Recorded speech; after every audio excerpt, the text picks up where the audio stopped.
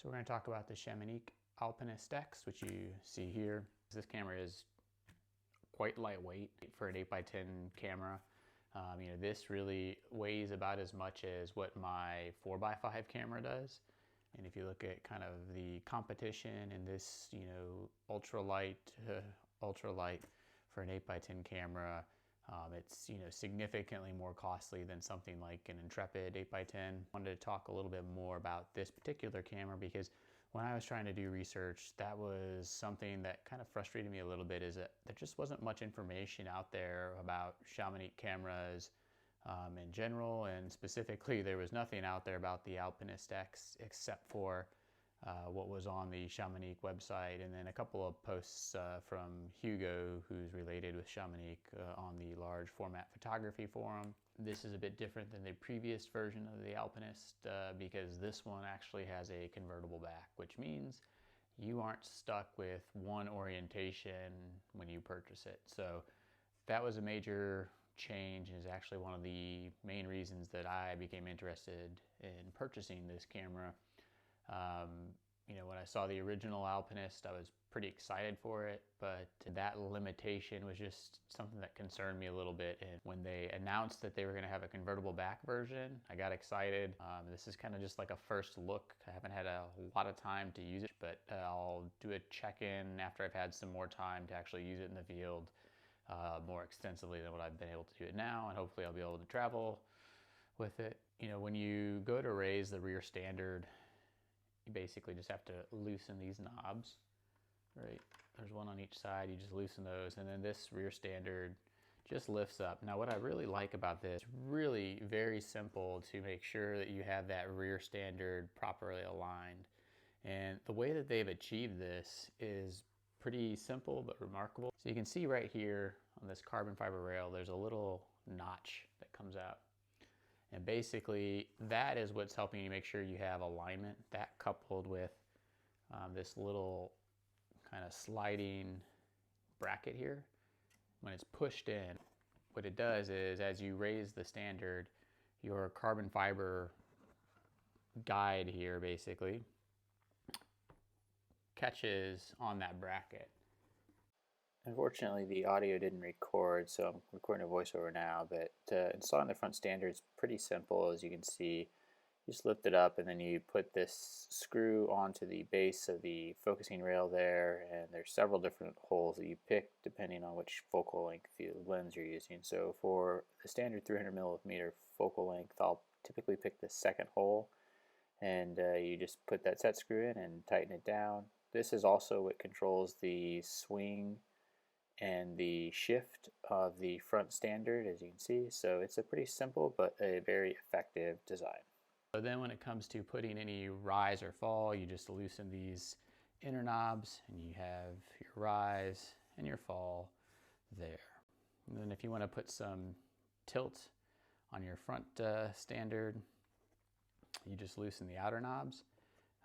Something that sometimes I forget to do is to unbutton the bellows there, and then you can put your tilt. So here is how you secure your lens board. So they have these two kind of plastic wheels that you spin, and then they push these tabs down basically, and that's what's going to hold your lens board in place.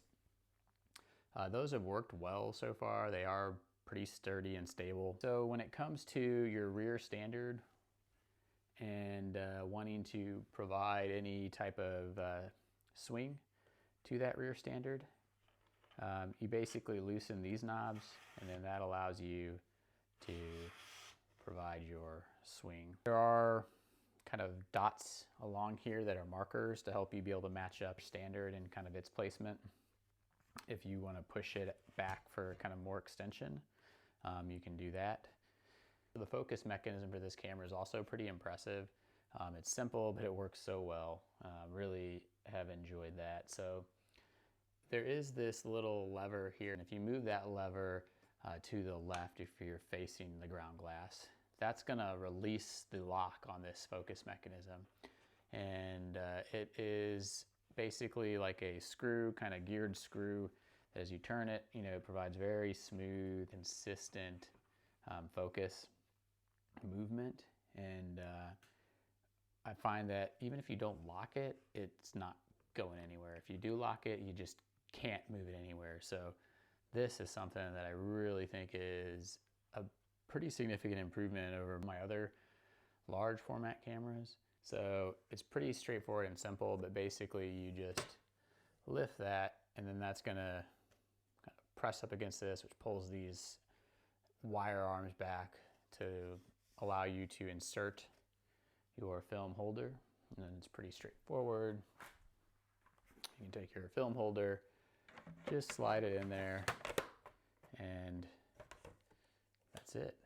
So one of the things that's important for this back is when you go to remove it, you just lift up, and then you can pull it right off. There's a lip that runs on the bottom here that will catch your film holder to make sure that you kind of bottom it out to the right location. These screws that you see here and here, so there's 4 screws, those are the reason that you have to lift up to get the back off. On the back, there are corresponding slots for these screw heads basically. So when it comes time to put the camera away, it's pretty straightforward.